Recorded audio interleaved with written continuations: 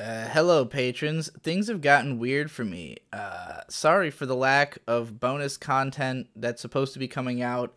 I have been in a total clusterfuck of a month and a half where I just kind of don't even really know what's going on. So, if you didn't hear, there was a whole week-long period where May was hospitalized, then another week where I was taking her to outpatient programs, and during that time, it was very difficult to work on anything. Also, I spent a lot of money, and I am out a lot of money, so now I'm trying to make money by making lots of main channel content and stuff that people will want, because, like, I seriously need to be making more money going forward. So I just haven't had time to, like, put effort into the sorts of side projects or bonus content that I would ordinarily have. I mean, the existence of Patreon bonus content, again, the operative word is bonus. It's like, if my career is doing well enough that I don't have to be constantly churning out main channel videos, then there's room in this world for bonus. But, like, there hasn't been. And moreover, because I'm doing things this way and I'm trying to reach this mass acclaim, I'm trying to do it on my own terms. I'm trying to find unique and innovative ways to create stuff that might be broadly acceptable while still being interesting or new. But, you know, it's difficult, especially when the things I'd really like to be making are totally unrelated to AniTube. So in the time immediately after May's hospitalization, I wrote this book called Fixed That For Ya. It's sort of a pamphlet, more so than like a full book, but it's just like my ideological thought dump on how I see the world. If you've been following me for a long time, you've probably heard me talk about, like, how I saw things from so many different perspectives that I didn't have one solid one that I felt was mine. I used to call myself Abradolf Linkler because I felt like I understood the argument from so many different angles about, like, what the world should be, what the way forward is for humanity, like, what we should be concerned about. And because it was so overwhelming, I just never picked, I never picked a side, basically. And I still haven't picked a side other than my side. But I have reached a point of resolution. I've reached a point of feeling that I have enough understanding and enough of a grasp on, like, what I think the world is and should be and the way to get from point A to point B, that it's worth addressing now. And for me, as someone who's growing older, I feel I've come to terms with my identity. I'm somebody who, up until recently was obsessed with proving myself, with showing people, this is me, this is what I'm about, this is, like, who I am, and seeking approval on that basis, seeking people who would tell me that it was okay for me to be that person. And I found groups like that online. I found the PCP, who are this fucking mic arm right here. The PCP is a group of like-minded individuals who I relate to better than anybody else. They're some of the only people who have the same sort of temperament and thought process as me, who ended up in the same place as me for similar reasons, And so I've always had an easy time communicating with them, except that I have never been able to really get emotional or be, like, true to myself in front of them or my audience. I've never been, like, in spite of the fact that I've always been known for this, like, incredible honesty, for this, like, this straightforward presentation of self, it's never really been that straightforward or honest. And, like, I've been trying to tell people that forever, but, like, it's difficult to communicate what it means for my content to be honest, but not necessarily true to myself. Because basically what I mean to say is that I'm just telling you a lot of the story, but not all of it. I'm not really telling you how I actually feel moment to moment. And the only way you would get that is if you consumed everything. Like, if you listen to my rap music, like, the stuff that would be presented in my music is stuff that I just don't feel comfortable talking about in, like, videos or on the main channel. And that has changed recently.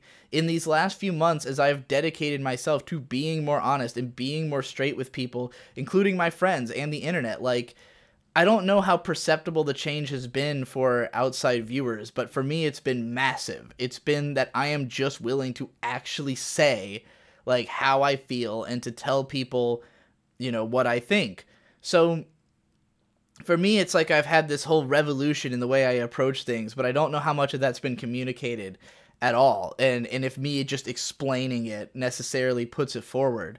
But I mean, if you just, for instance, were to listen to one of my rap albums and watch my main channel, you'll probably find that not a lot of the same emotions come up, you know? And that's because the music is veiled. It offers me the opportunity to, you know, present my feelings metaphorically or with enough vagueness that no one knows specifically what I'm talking about. Because a lot of my raps are in response to specific events, like something happened, I got pissed, and then I wrote a vague version of my reaction to that thing, you know? So, and yeah, I feel like I've been more capable of just being specific and being straight up. But anyways, so moving forward, now that I feel as though I can just be myself, and that, like, mostly because of being with May, where with her I don't have to hide anything. You know, I could just be completely honest. I could just hit her with exactly what I'm feeling, and she's going to accept that. And she understood me better than most people anyways. Like, the reason that the reason she knew she'd be good for me is that she was a fan of my music more so than my anime reviews. Like, even though we have almost the exact same taste in anime, and I constantly get people who tell me, like, oh my god, you and I should be friends because we have the same taste in anime. It's like, my taste in anime has so little to do with who I am as a person necessarily. Whereas if you like my raps and you connect with my lyrics, I know a lot more about our connection, you know, because it's so much more deep and specific than the emotions I present in my regular videos.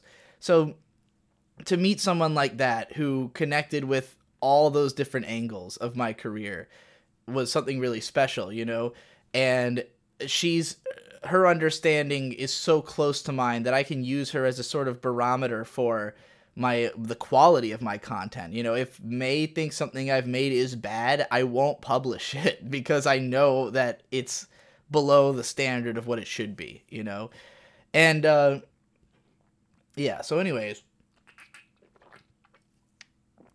I want this kind of closer understanding with more people. I want it to be that I can talk from the heart and people will know where I'm coming from, but that's difficult on the internet because most people engage with you in bite-sized chunks.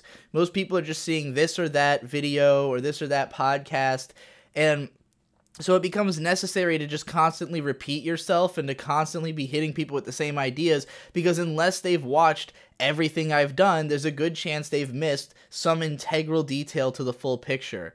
And at this point, the full picture has gotten so complicated and so different that I don't even know if my closest fans know the full picture. And I was really shocked. Recently, I was in the chat, the patron chat, and I was talking to Wada and Denial, who have been two of my longtime, big-time patrons, and neither one of them had seen the Gecko Estate at all. And that was, like, it was shocking because I felt like that was the most important videos I've ever made. Like, the Gecko Estate is basically just me explaining my entire mindset, like, how it's changed and how it is going forward and where I'm trying to go as a creator. And I was just like, if these guys haven't even seen these, then they're still operating from a totally different understanding of me as a person than the one I currently have. And then even from there forward, because the Gecko Estate, the last episode came out right before May's hospitalization, and that happening and the results of it and the systems I had to interact with in the wake of it are what gave me the final puzzle pieces to finally understanding my own perception of the world and like what I thought needed to be done. So that's what this book is about. And I wrote this over the course of about 2 weeks, and I still intend rather, to fully edit it, to make it tight and compact, and to make a physical release, also to release just free PDFs online, a free audiobook. Like, I want it to be everywhere. I want people to share this, and I want people to discuss it, because it's not just a book about my perception, it's also meant to be the beginnings of a discussion. It's meant to be like, let's sort this out together and find a way forward, because I'm done with like just idling around and talking about fucking anime. Like, anime is trying to teach us a lesson about what it thinks we need to do in the future, and it's hard for me to communicate that as well. I was just tweeting about this, and that's kind of what inspired me to make this video, that I feel as though my perception of anime has reached a point where it is unrelatable to a lot of people, because I see anime as a almost educational program for autistic people.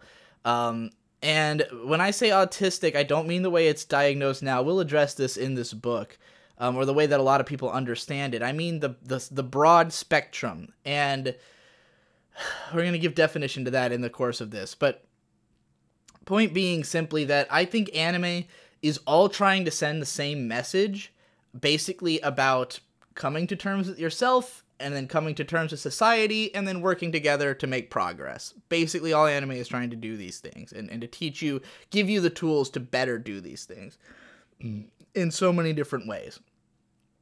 So, in order for me to really talk about anime the way I understand it now, I need more people to understand it that way. Because if I just start jumping into, like, how this show specifically corresponds to the meta-narrative, and you are, you know, talking about waifu shit, then it's like, we're not even on the same page. We're not even in the same book at that point. So, I feel like the only way anyone's gonna get...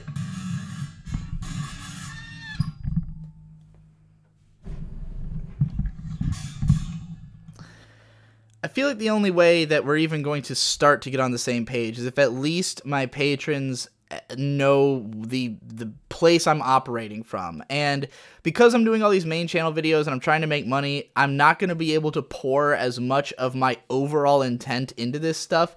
I'd rather be making raps. I'd rather be publishing this book. They will not give me enough profit. And like, this book is fully written. It's just not edited down all the way. I'm going to start by reading, like, okay. I wrote it by hand in this notebook. If you can barely read it, but it says "Fix That For Ya," an analytical or a gonzo diatribe by Digibro, and I wrote it by hand in this book. But as I transfer it to the computer, I've been revising and editing it down and making it tight. And that takes a while, and it's also going to take a while to, you know, do the full release and everything, and I just literally don't have time to do that because I need to be making money.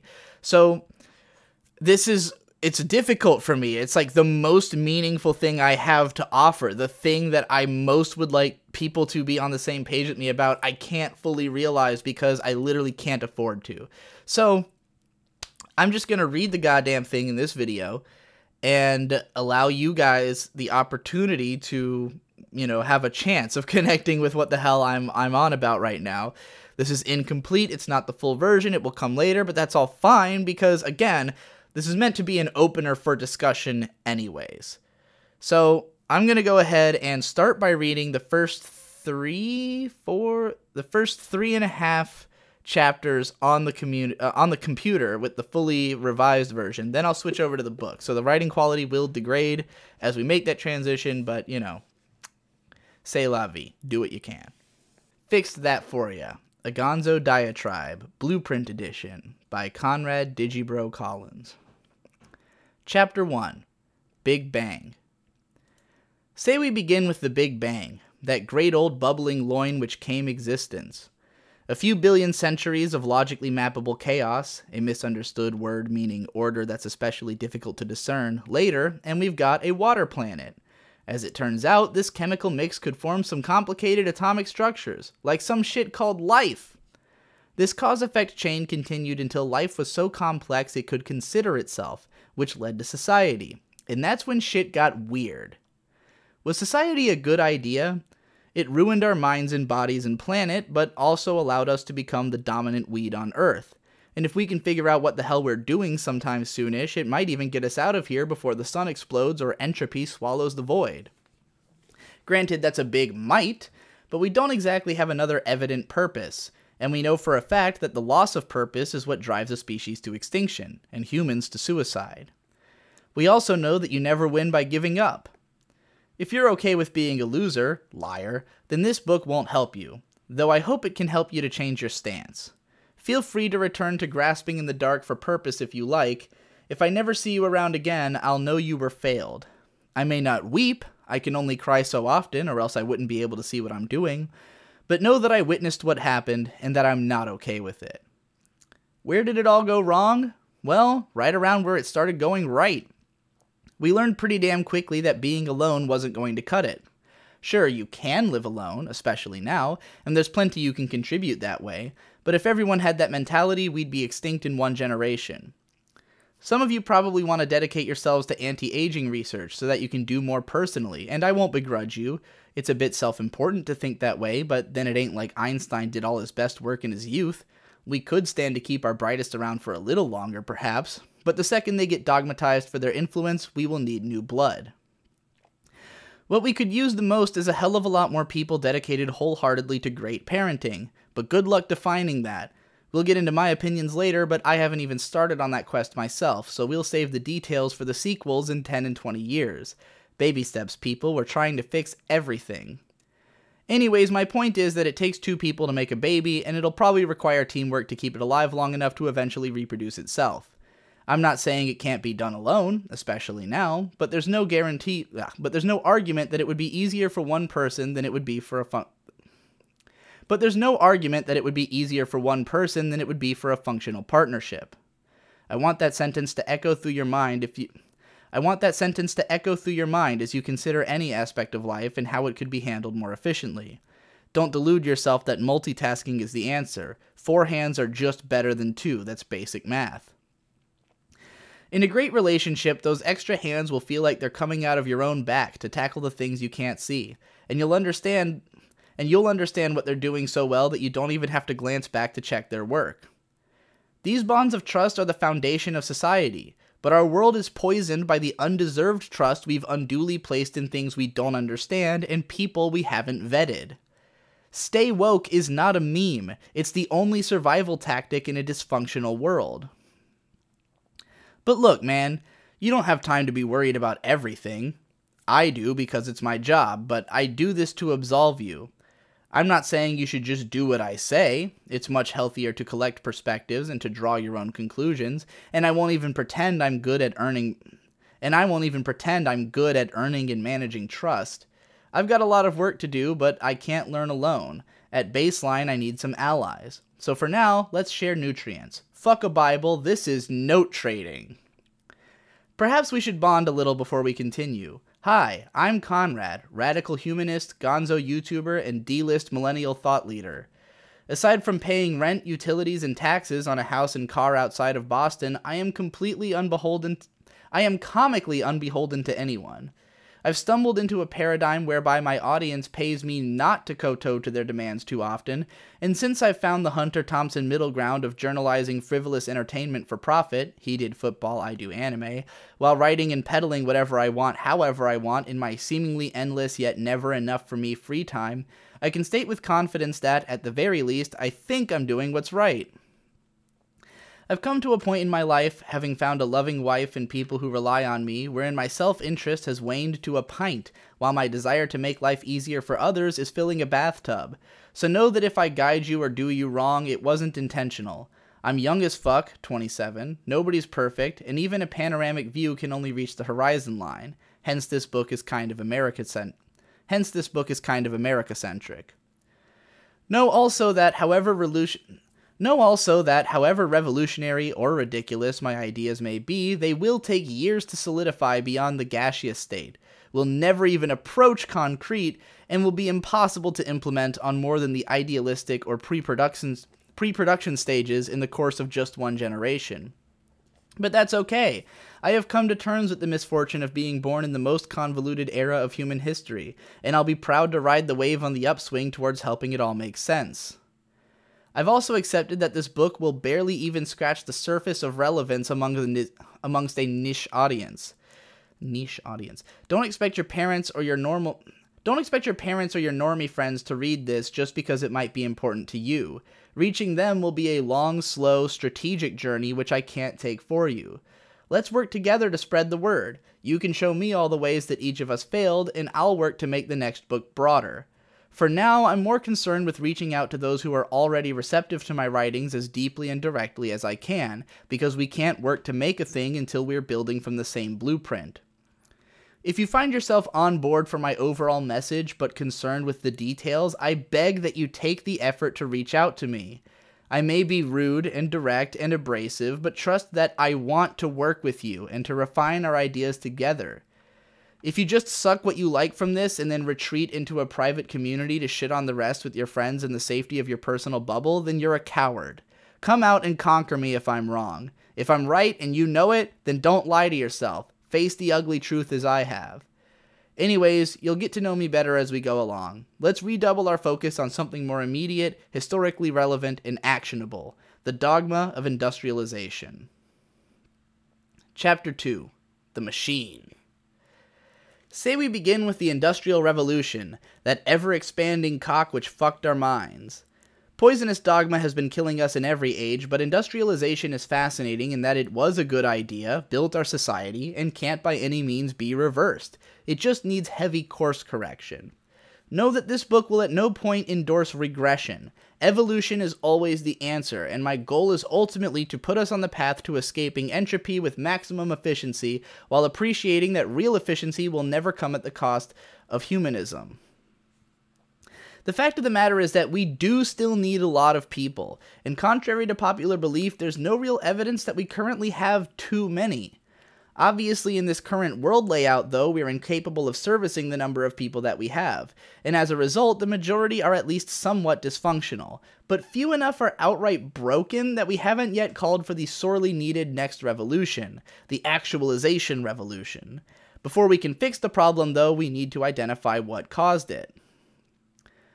Sometimes the world feels like a balloon about to pop from letting in too much air too fast.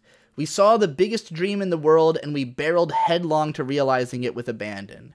We populated all of the continents, unified most of them under two broad competing ideologies, now very slowly attempting to admit that they need one another and were never that different, got strong enough to blow up the Earth and fly to the moon, improved technology until it accomplished most of what we could imagine it doing, and now we're like, what now? This is the essence of the postmodern era. This is the essence of the postmodern aka nuclear era, culminating in the directionless, irony-driven Generation X, our parents. Unless you're a teen, in which case, I'm sorry we haven't given your generation a catchy, overgeneralized title yet, and continue lumping you in with millennials who were born pre-2000. The end of the 90s almost saw the birth of the New Sincerity movement, before 9/11 set culture back a decade into the shitting our pants afraid era, and then the internet made us confront who we actually were all along, and we finally realized how fucked things had actually gotten. A very big distraction from seeking solutions in the eyes of those who already knew better, but a hurdle I'm happy to say that the upcoming generation, hello again teens, seems poised to hop. That's just my conjecture based on close communication with a YouTube audience who skews young, but I trust their sincerity and problem-solving skills way above mine or my parents'. It's that hope in the minds of the young people which compels me to write this. Even if they conclude that I'm a dumb old fuck, if I can help to reassure them that they can advance humanity, I'll be satisfied. So back in Chapter 1, we realized that forming pairs was a good survival strategy, and it even turned out that male and female bodies and minds had certain specialized dispositions which let them fill in the blanks of one another's skill sets more easily. This knowledge would, however, be dogmatized so unhealthily for so long that we're now practically afraid of acknowledging biological uniqueness of any kind. But the only real problem is focusing on weakness and othering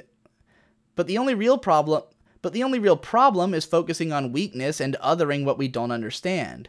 Don't be afraid of who you are, you'll just hate yourself. And that's only helpful if you can make it into art, which helps other people to hate themselves less. In an ideal society, we would embrace one another's uniqueness and have enough understanding and trust in each other that art would be vastly less necessary, and that state must be reached naturally. To shun any expression is to put your hands over your ears and say, la la la, your problems aren't real. And that is some childish, regressive bullshit. The art you hate won't have to exist when you stop making people feel like they need to make it in order to be understood by anyone.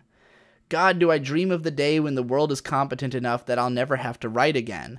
But I know we're not even approaching that state in my lifetime. Potential for immortality granting techno-singularity notwithstanding. Once we knew the power of 2, we naturally got curious about 4, and then at some point we realized that it doesn't take much more effort to feed a group of people than it does an individual. So long as one dude made sure to water the potatoes every day, the rest of the village would have their time freed up to build a better society. Here's the rub. At some point we realized that feeding everyone a balanced diet wasn't technically necessary to keeping them alive. Much more efficient would be to supplicate them with foods which make them feel good in the moment, regardless of nutritional value, and to keep it as cheap to produce and sell as possible. The more mouths a single farmer could feed, the fewer people needed to be farmers, and the more we could focus on human expansion. Only the problem is that malnourished people are slower, angrier, and dumber. Children raised malnourished have underdeveloped minds and bodies, and now we've got too many people to even reasonably give them all the option of a good diet. Lobbying corporations, actively perpetuating lies about nutrition, the food pyramid is cancer, research it, and foolhardy adults who think that the people advising them to eat better are coming after their rights. Motherfuckers, I am the biggest personal rights advocate in the world, and I won't take your fast food away, but the fact you want it at all means you're a fucking idiot, and that's my freedom to say. Don't worry though, I am one too. I love me some dollar menu. So now our workforce is shit, and we don't actually have enough jobs to give people the ones they want. Grow up and start an organic farm if you actually want to make a positive impact. Fuck your dream job, live it or leave it. If you think being a writer sounds cool, stop yourself. You'd hate living my life, I promise. Big corporations forego even the conceit of vetting before hiring or taking care of their employees' human needs. If you get a job at Target, expect to be chewed until you lose flavor. You're never getting that day off you won't be guilted for, and corporate won't even know your name if you become a part of it. It'll just be a set of scribbles next to whatever numbers you delivered. Should you dare to experience a life event which necessitates time away that isn't government mandated for them to acknowledge, don't expect them to save your seat at the table. They can invite anyone. This is all bad. It should be obvious to anyone with one eye a quarter open that corporate culture is fucked. Yet we are complicit because we lack self-confidence. They tell us we're stupid because we got D's on our report cards in mass education that we never really understood the point of in subjects which would never impact our lives. I got a D in oceanography, can you tell? How is it possible that you could stop any random person on the street and interview out of them a high school horror story about at least one shitty teacher, othering experience, or utter failure of the system, yet half would blame themselves for their failure to perform in class? It's because we intern them as young as possible and hammer authority into their heads from day one.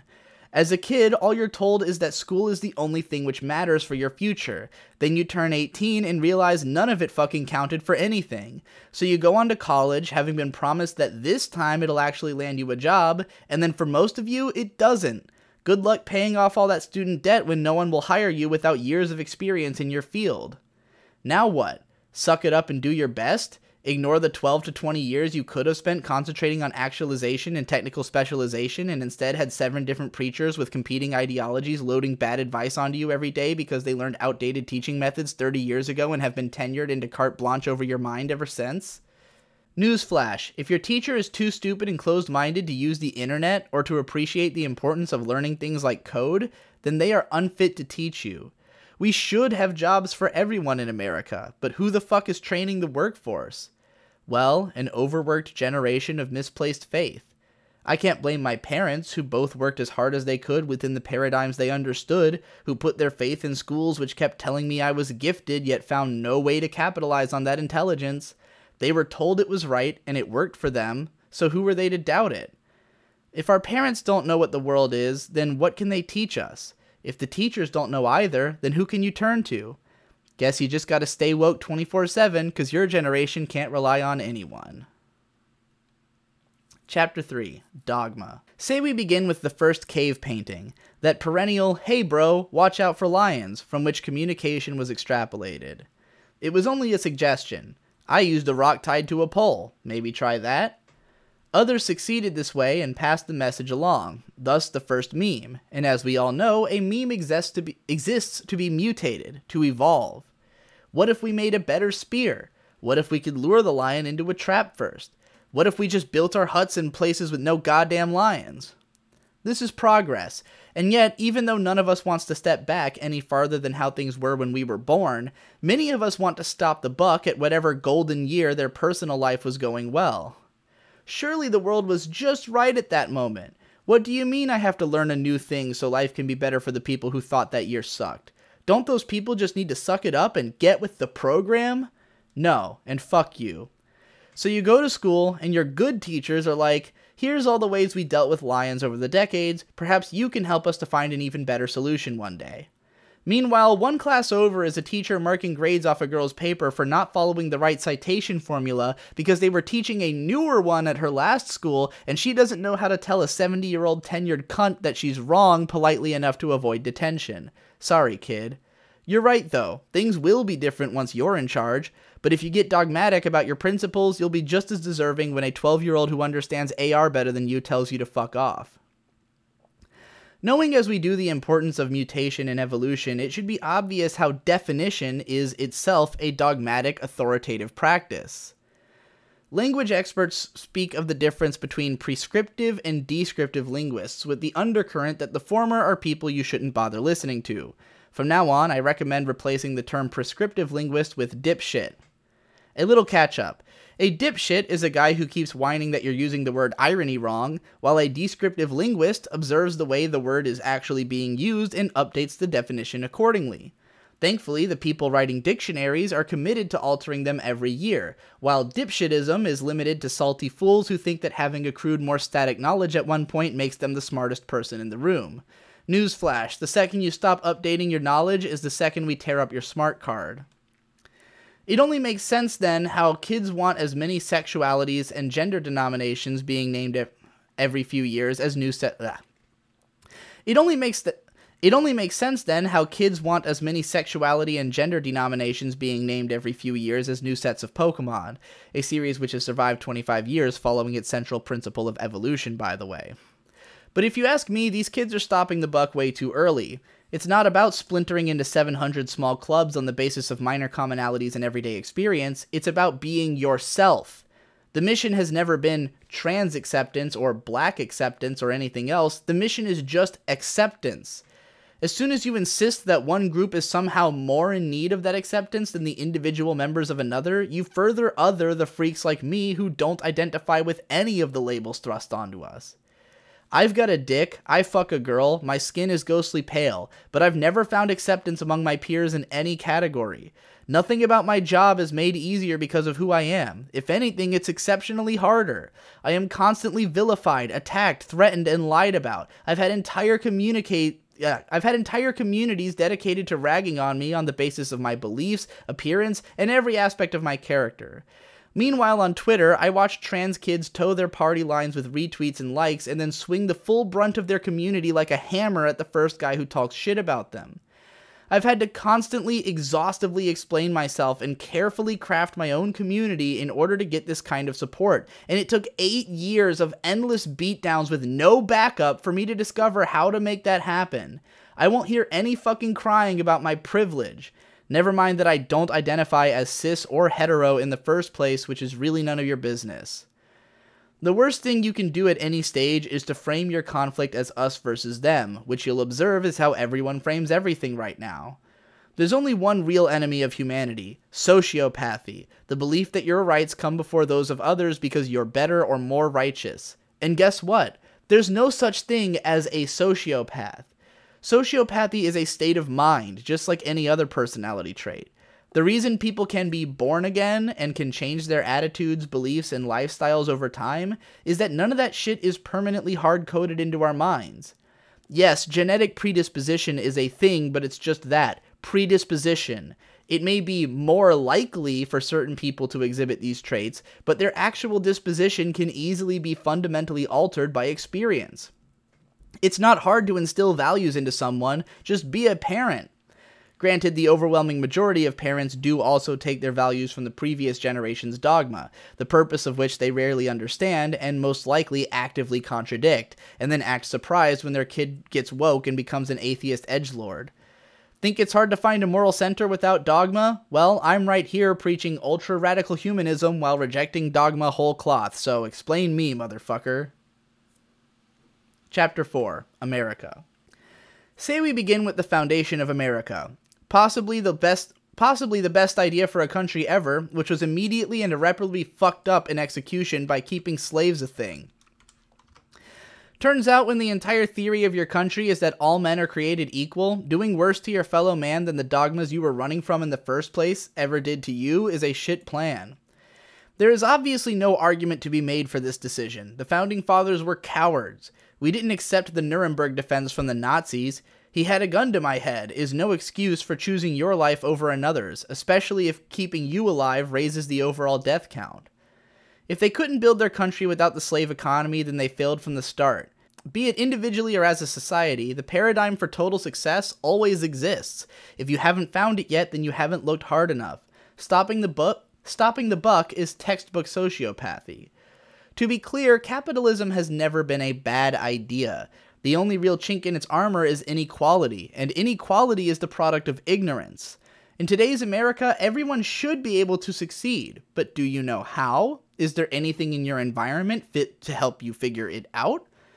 The damage done to foreigners, African Americans, women, and refugees over the centuries has been foundational to the present conditions of their communities. How can you learn when your school is underfunded and all the teachers suck? How can you live when your neighborhood is built like a grid and you can't afford a car? More on this later. Who is going to teach you a safe success paradigm when the only people with money in your town are drug traffickers?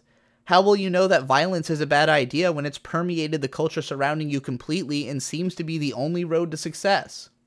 That's why they call it the trap, and why trap music has reached the forefront of pop culture, because it is the great demon we need to conquer to make this capitalist system function. Again, if you haven't found a success paradigm, you aren't done looking. Now we gotta move to the book. America is theoretically correct. The failure is in practice. Thankfully, at the heart of the matter, most Americans at least understand the conceit of the American dream. Most may not really grasp what that dream is meant to be because they think they are unhappy because of their living situation, yet we all worship Star Trek as the vision of a perfect future, where money doesn't even exist and everyone does whatever they want. To see this as socialist is to miss the point. They don't need socialism in that world because resources are simply out of the picture. Human purpose is just what you make of it, and that's pretty much the whole theory of the American dream. If anything, socialism is just what we're stuck with until one of these rich philanthropists actually does solve energy and food, or at least faster than light travel. On that note, why y'all always hating on Elon Musk? Of course we need food and basic needs fulfilled for the lower class, but guess who's out there trying to find the technology to expedite that process? It sure ain't UNICEF. But never forget that power comes from everywhere, and that the stronger we all are, the faster we move. If we weren't trying to bring the strugglers up to speed, we'd have more people at the front of the pack. A poor populace is not good for the economy. Despite what dumbass conspiracy theorists might think, the big corps have no reason to want you poor. They can't exactly make money off of you that way. When businesses have to improve to compete, that's nothing they want to cry about. You think McDonald's was unhappy to remodel all of their stores, add healthier, more filling, and way more expensive items to their menu to compete with Chipotle when their stock started plummeting? Hell no, they were like, what? The middle class is willing to shill $8.15 for a burrito just because it says no GMOs on it? Fuck, we only needed the GMOs to cut the $6 burgers down to $4, but if y'all ain't broke, then we ain't gotta act like it anymore. When the economy crashed in the late 2000s, dollar menus exploded in scope and importance for fast food advertising. And when it got on the upswing again, it was all pretzel buns, artisan bread, third-pound farm-raised Angus, and $10 combos. If you were a teen around 10, If you were a teen around then, you probably wanted your Taco Bell to stop inching up a quarter every year.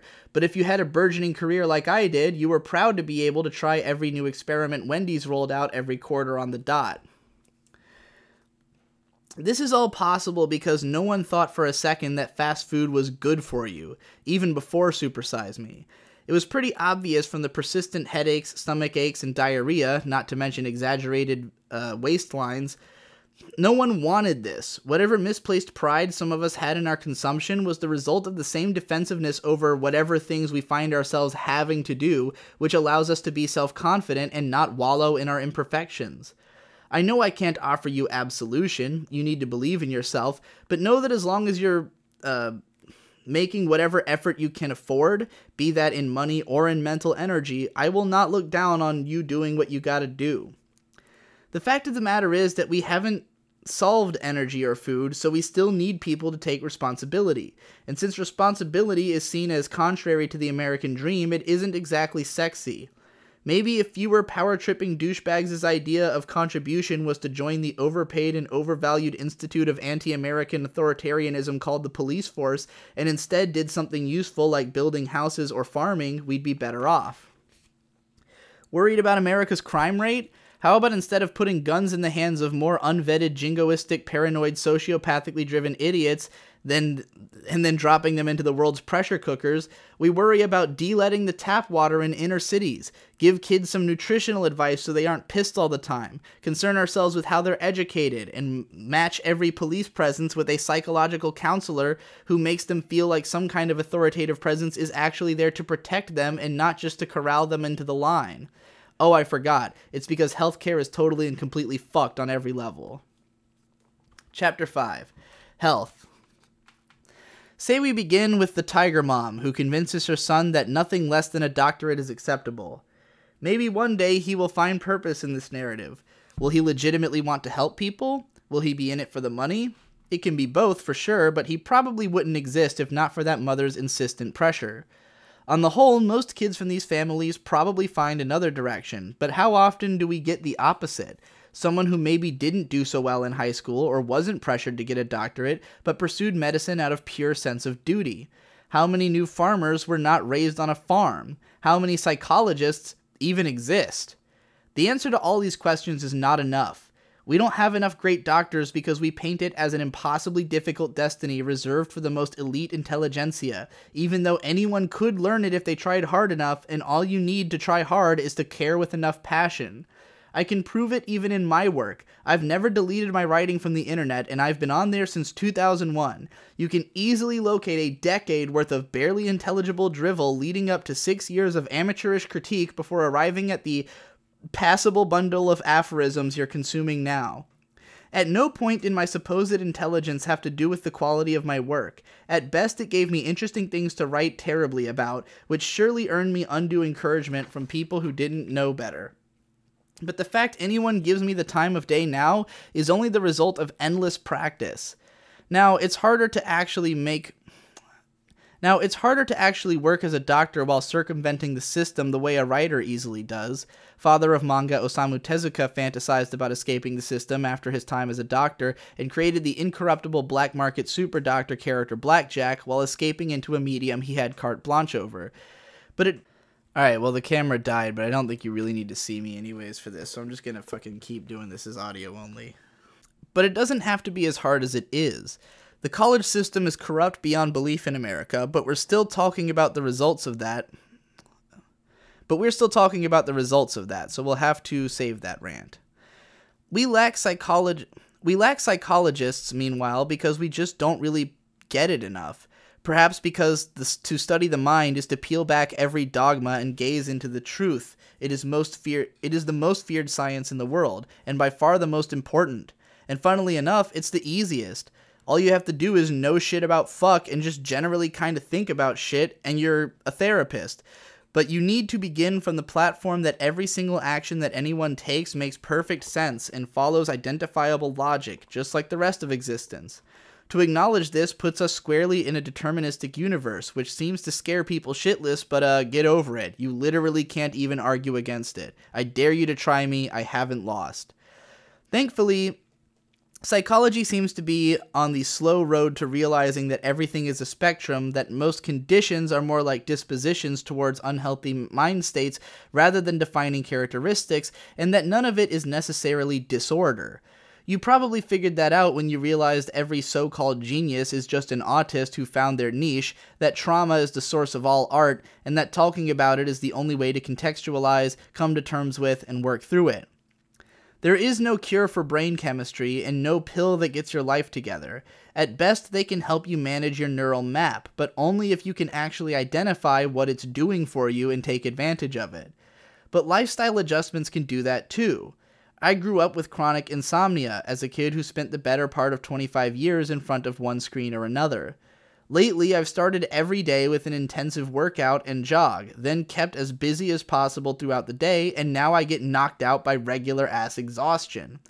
But I can only pull that off because I also understand my own mind enough to not be kept awake by depression and night terrors anymore. And I won't even pretend luck wasn't involved. Meeting my wife was almost not remotely of my doing, and she has become my sense of purpose, and has... In hindsight is 2020, and us hard-headed young men who think we know it all never listen to advice anyways, but here's mine. If you want love even a little, pursue it intensely. Worth. The therapy problem isn't as hard to solve as you might think. Most people who really need it will probably make that apparent eventually, and their episodes will inherently impact the perspectives of those around them, selves included. Worst case scenario, and all too common one, we have a suicide, but these ripple through communities more powerfully than anything, at least martyring the victims. Obviously, cleaner eye drops would be vastly preferred, but at least more eyes are opened every day, and even if the average person barely grasps the mind, nearly everyone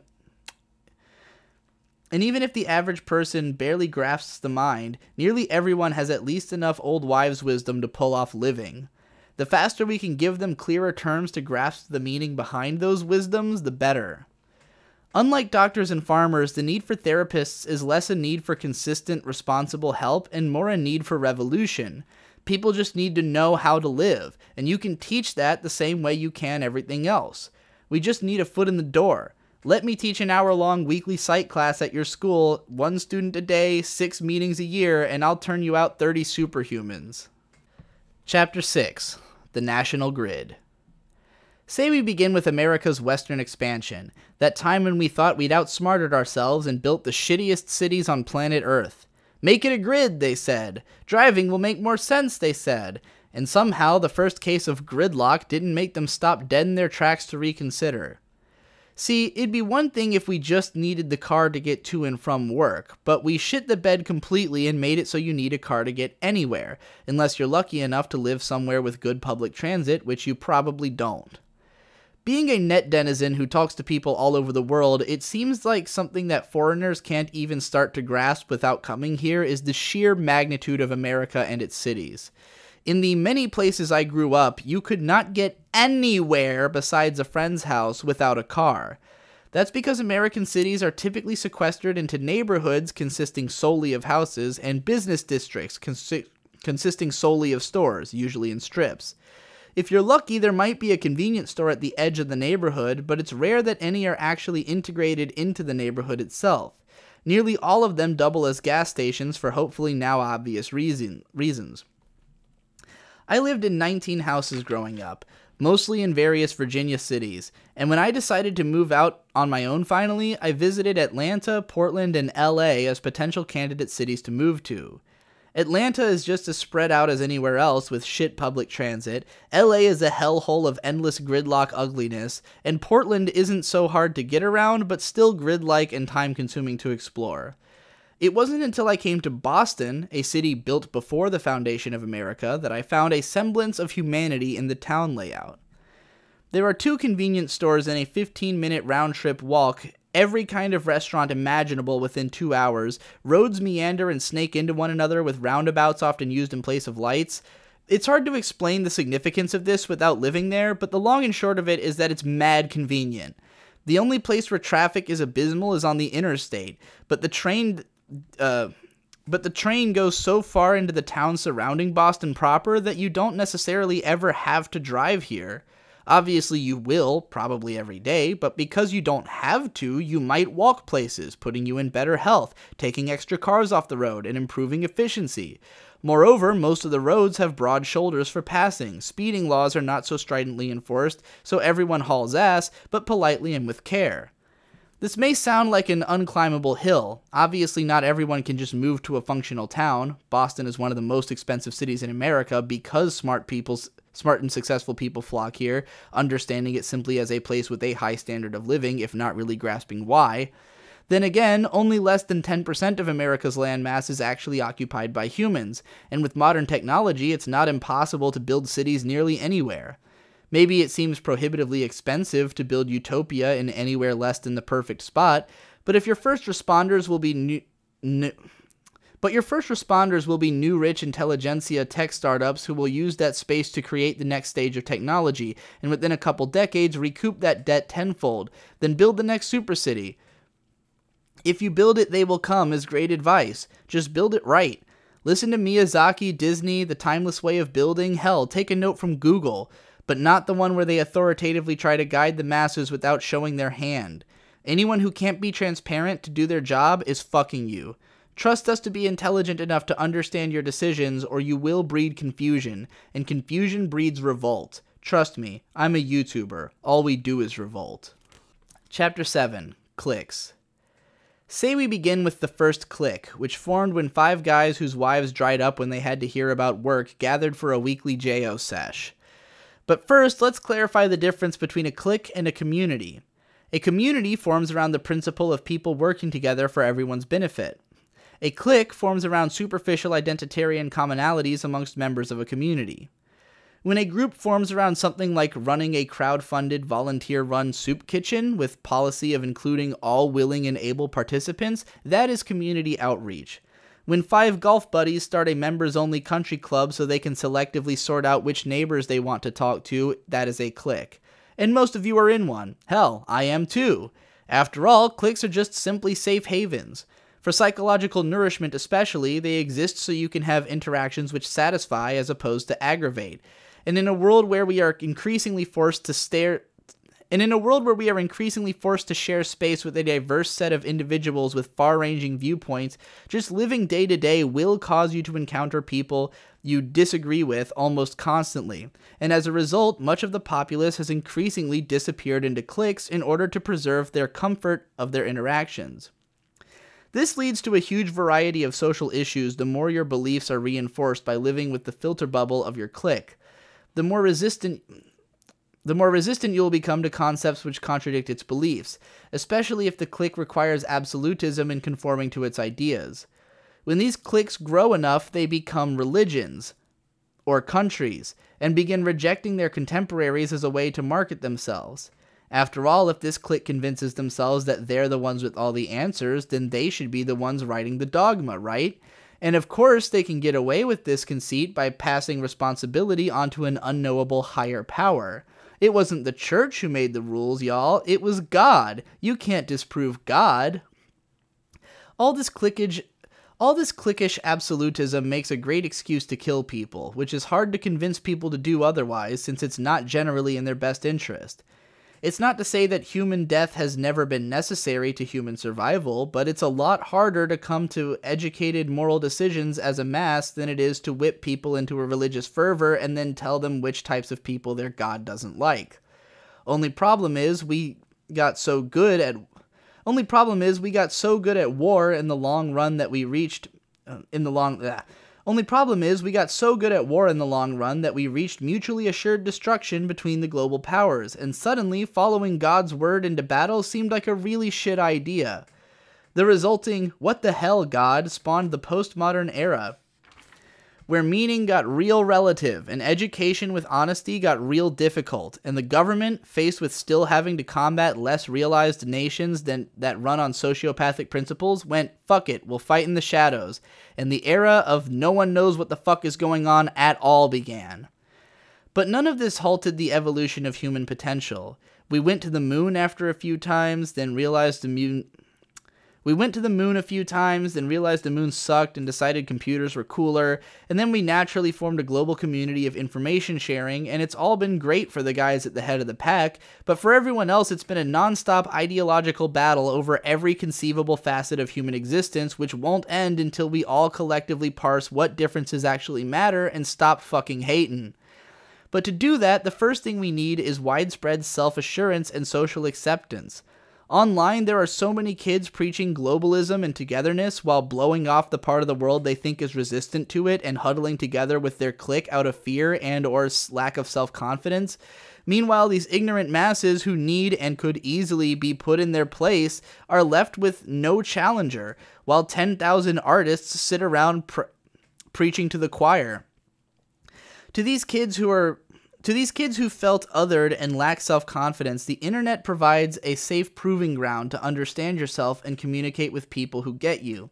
But it isn't so effective at metering purpose out to these kids, so many of them end up in a perpetual manic-depressive cycle of knowing the theory behind living effectively, but never grasping how to put it into practice. A big part of this is that they feel their contributions are so small and the world is so chaotic and big and so many forces are working against them that their impact will be negligible. Not only does this mindset grossly underestimate themselves, it underestimates everyone. At the baseline, human needs and desires are all the same. Most of the differences in our approaches are minor philosophical variations on the same ideas, and usually the logic is basically the same but worded differently. Broadly, the only real competing ideologies are the ones the Cold War were fought over, authoritarianism versus libertarianism. The former is bred from a lack of trust in the populace, whereas the flaw in the latter is that people are not trustworthy, but only insofar as they can't be trusted to have your best interests in mind. Really, everyone can be trusted to at least have their own best interest in mind, and since it's in everyone's best interest to have others' best interest in mind, it stands to reason that people can be reasoned with. We just need a lot of reason. Chapter 8. Sociopathy. Say we begin with the War on Terror, a phrase so magnetically correct it could only possibly be false advertising for some chintzy bullshit. Yet I recall this great observation comedians had about how for a while it did unify many previously competing factions of Americans against a common enemy. Unfortunately, this enemy was misunderstood to be brown people instead of sociopathy. If the left has fought one battle I wholeheartedly endorse over the last 5 years, it is the one to call white terrorist attacks exactly what they are. Unfortunately, it seems that some political group has embraced the same sociopathic tendency. Unfortunately, it seems that same political group has embraced the same sociopathic tendencies out of immense fear, leading them to believe they need to. Newsflash, that's literally how ISIS recruitment videos work so well. Watch one sometimes and see if you can distinguish it from a liberal call to arms for generating public unrest in service of their noble-sounding but woefully under-considered goals. One of the most inspiring stories I've ever heard is that of the black guy who goes around collecting the masks of KKK members. After talking to one in a bar and simply deflecting his misconceptions about African Americans for a while, he found that most of the reasons KKK members hate blacks is due to having been fed misinformation about them all their lives. One at a time, he's dedicated himself to befriending men like this and bringing them to an understanding about his race. Obviously, not everyone is capable of this brazen charisma, but they could be. At the very least, they could consider trying.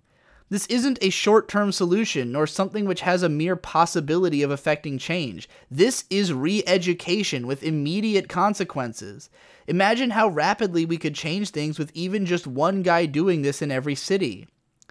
Consider the actual scope of America's population, some 300 million people. Out of those, while none whatsoever is perfectly functional, nor has the interests of others at the forefront of their mind, as well they shouldn't, but again, even a self-centered person must recognize the need for others, even if they regard them as pawns, and most are probably prejudiced against someone or another, but I'd wager the overwhelming majority of them are reasonable people seeking to stay within the lines of what society considers acceptable, and whose prejudices are mostly towards individuals or small groups of outliers. Wide-scale acceptance will eventually come naturally to any group big and vocal enough to achieve understanding. Within my lifetime, I watched the rights offered to gay Americans change dramatically for the better until achieving at least legal equality. which was only possible because a majority of Americans wanted it. In another generation, people who hate gays will be seen as a laughable, ignorant fringe group as the KKK is now by most Americans. Right now, there is widespread push to increase the acceptance of trans people, as well as pushes towards further equalization for minorities on a cultural level. These battles will inevitably be won by virtue of being righteous and being fought. Now let us consider if the millions of activists fighting these battles considered their long-term goal to be totalizing acceptance, not just for their group, but for everyone. Even if we could only round up 1,000 people charismatic enough to individually set about re-educating others, that leaves them each 300,000 minds to change each. Now let's imagine the rippling effects as each of their students takes their lessons into their communities, and as many of them takes up the flag to march in the same way. If I can change 100 people's minds, let's say, and recruit 5 of them to do what I'm doing, I've split my workload down to 60,000 people. Let's say my students are just as successful and each recruit 5 more. Now there's 20 of us and the workload is 1,500 people. Dunbar's number is a psychological framework suggesting that a person is capable of maintaining some 150 or so meaningful human connections.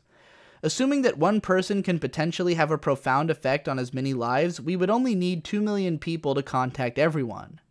If that sounds like a lot, it's only because I'm going to the extreme, suggesting that this level of personal connection is needed to change minds. Again, though really problematic people form a fringe percentage of the populace,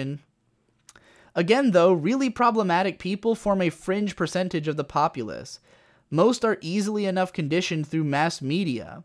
It's no mistake that gay acceptance accelerated in parallel with the proliferation and fascination with gay media in America. It's how we learned. So out of those 2 million, let's imagine 80% of them are just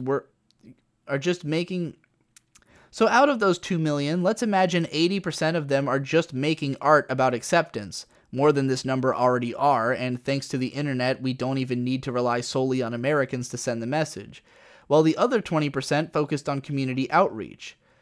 With everyone doing their part in concert, we can sway public opinion just by trying. You just have to believe in the ability and trust the math. Chapter 9. Autism.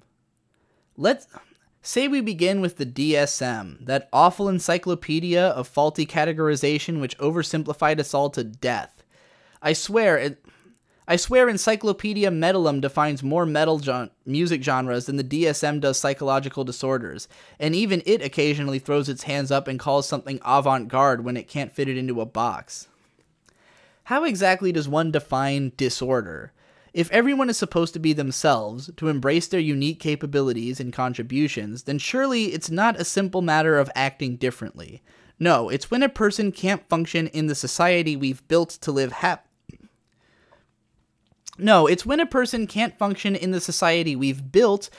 happily because of how they function. But to call this disorder is a strange brand of victim blaming. Is it their fault we built a society without a place for them? That we structured this all around the bell curve as it corresponded to our current perception of our survival needs? Certainly not. Moreover, how can alcoholism, something you cannot necessarily live with and need to cope with, be classified alongside autism, which is a completely livable condition? In fact, it's downright useful, and no accident that autism is rapidly expanding, considering how that brain schema is predisposed to better understanding both art and technology, careers exploding through our society and leading to far more people with that schema breeding, changing the course of evolution over the last 3 generations. But then a whole lot less of the autistic adults I've met were actually diagnosed than the children, and this was to their benefit. People understand now that autism is a spectrum, but few seem to understand what that means. The best analogy I can use to explain it is the concept of the special snowflake. From a distance, snowflakes all look exactly the same, but in actuality, each has a distinct pattern at least slightly different from any other. Now imagine if you put 7 billion snowflakes under a microscope and then sorted them by similarity. You start on the left with one snowflake, and then you find the one which is only different by one tiny line and place that one next to it on the right, and then keep doing that until you've lined up all of them. By the time you reach the end of the line, the last snowflake on the right would barely resemble the one on the far left. Even though viewed from a distance, they're still mostly the same. A flake of snow right about the same size, comprised of a geometric pattern. This is what humans are like as well, and the lineup of our brains/bodies is the spectrum, and as you figured out, we're all on it. Now, let's say that your brain schema is adept at working menial factory jobs. Because this was a prized attribute for a time, you were likely to reproduce, and ergo most of the children born for a time would be from parents with this brain schema. And while every schema is unique, yours is not likely that far off from your parents, even if it's the different element which you find yourself fixated on. Aside from there being a majority of people now with this schema, society will be further changed to service as many unique brains as possible, but with the fixation on those comprising the height of the brain bell curve, as that's where the profit incentive lies. Incessant marketing towards this group creates a pervasive idea that they represent normalcy, which is ironic since the bell curve transforms constantly and advertising does along with it. But for everyone on the further ends of the spectrum, it just feels like the world wasn't made for them, and so they find it difficult to be or express themselves. This is actually bad for corporations, because if they can't follow the bell curve's movement, then they'll be either taking shots in the dark, or marketing to old people who've become so attached to the normal identity which existed at some period where it's satisfied them that they've stopped changing altogether. That's why Google, which exists to sell ads and nothing else, is so interested in creating deeply controlled environments for creative expression. They need to follow the zeitgeist if they want any chance of marketing to it, and since the internet is giving credence to a way greater variety of mental schema and linking together truly bizarre brains like mine with their people, the zeitgeist is splintering down as many branching paths as the neural pathways on the tree of life's branches. If I haven't made it clear yet, the autism spectrum is just a box arbitrarily drawn around a section of the human spectrum, and used quickly to classify those who don't fall into the part we consider normal. But again, as these people use the internet to find one another, procreate, and raise kids with a better understanding of how to fit into this society, this brain schema range is increasingly coming to form its own bell curve, potentially to grow as tall as the other one. And that's good, because those are the brains we need right now. Chapter 10. Code. Say we begin with Star Trek, the blueprint for futurism every nerd's been chasing since its debut. The power in this series has always lied in its theoretical possibility, and the slowdown of intrigue across its seasons has been the result of the slowness with which we've progressed towards its realization, not to mention stupid adherence to its classic aesthetic instead of any attempt at true evolution therein. Theoretically, faster-than-light travel, teleportation, rearranging molecules to end resource scarcity, and total human actualization are possible, and for the last one, we don't even need better math, just better people, which would help us to figure out the others even faster. Everything in nature can be defined by code. The universe as we understand it has a clear set of rules holding it together, but we have yet to understand those rules enough to know their boundaries. We've used telescopes and microscopes and math and science to understand things better, but we don't truly comprehend the form which the code might take. The principles of time dilation and the fact that the sun we see in the sky is actually what it looked like 8 minutes ago means that we can literally look at the past. What if we could experience that time non-linearly?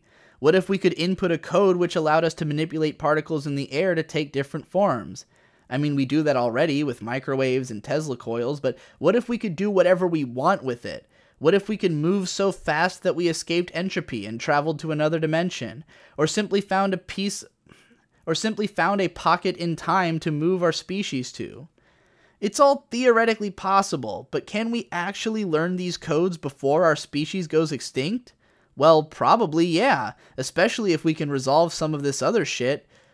I've been complaining about, we can probably speed up our already insane progress much more. Imagine if society had an immediate, totalized acceptance of and understanding of the necessary changes to reach Starfleet. First, we would excise a shitload of unnecessary production from the world. Way fewer products being made and advertised with a focus on those which are actually beneficial. Families would take the money they save from financial responsibility and give those Families would take the money they save from this financial responsibility and give their kids highly specialized educations based on rigorously working with them to find their individual skill sets. We would gladly fork menial labor over to machines at whatever rate we can replace the more likely and unfortunate use of refugee immigrants, to free our new adults up to pursue more specific and nuanced jobs in every technological field. The economy will be propped up by the necessity of constantly updating technology, which becomes increasingly necessary to understand to make a lot of money at your job. The population dwindles as fewer people are encouraged to reproduce recklessly, and a generation comes up educated in best parenting practices as a part of school, which is only mandatory through 8th grade before trade schooling is encouraged. This technocratic meritocracy perpetuates itself with increasing efficiency until enough breakthroughs are made to change the shape of life yet again, hopefully when I'm the age of my grandparents, and just as sure I've got no idea what the hell the world is becoming as they were when the internet happened, at least till my grandkids invent 4D Facebook so I can at least see how they're doing without them having to text me. Chapter 11. Fixed that for you. Say we begin with this book, the most incendiary pamphlet of revolutionary ideas since Thomas Paine's Common Sense. Written by a man raised by hoarders who saw that TV show and took it as a wake-up call to cast away much of what had been weighing them down. I have a deep rage towards purposelessness and am with the shits for complacence. I was told all through childhood that I was too intelligent to be getting the grades I was because for some reason my writing and speaking ability was expected to translate to math. I was depressed for most of a decade because I was never taught how to fit in, was unapologetic about being myself, and never learned any coping mechanisms for anxiety. When I went through the systems in place for education and mental health, and when I found my expressions of self largely rejected by society, I came out of everything worse for wear. I became determined to change the status quo, and for the last decade have run countless experiments on how to get my message across and inspire others in the microcosm of online communities.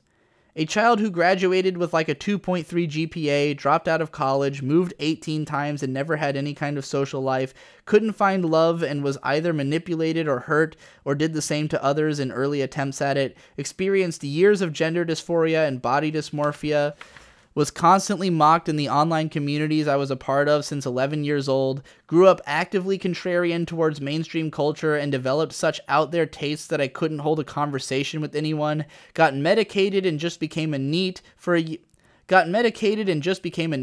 year and a half, and quit my first job after a mere 6 months.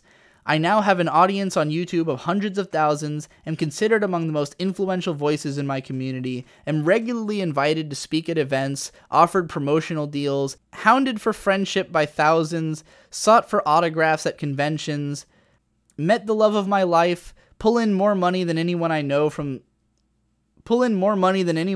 school, live in the most expensive city in America with one of the highest quality of life metrics, can openly express my gender, sexuality, and opinions and be not only respected, but have some of my opinions repeated as gospel by young fans. Stop that, by the way. And have communities dedicated to my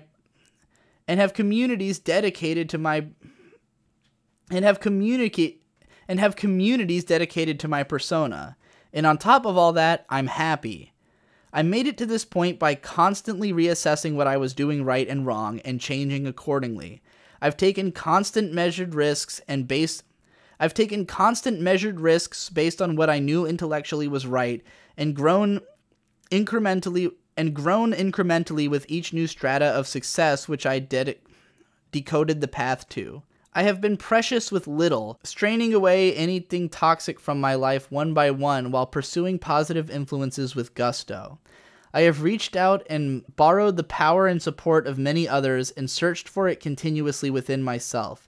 I have stared into the void and encountered countless inner and outer demons which I've had to make peace with one by one until I could find strength in my understanding.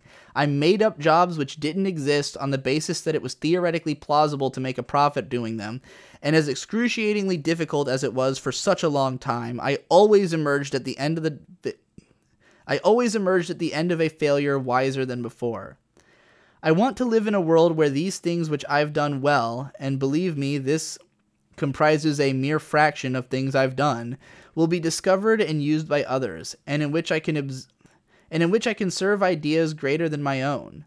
I leave you with a small piece of anime analysis, my career which I'll be back to until I find another potential job-creating opportunity. When Japan was hit with 2 nuclear bombs, they were forced to completely rethink their society from the ground up to make ideological and financial sense on a global scale. So they did. And I'm sure they will again, provided anyone knows how to identify the problems and solutions and simply implement them. It ain't that fucking hard. In fact, I just fixed it for you. That's my book, everyone. Let me know what you think in the Patreon Discord, and I'll see you in the next one.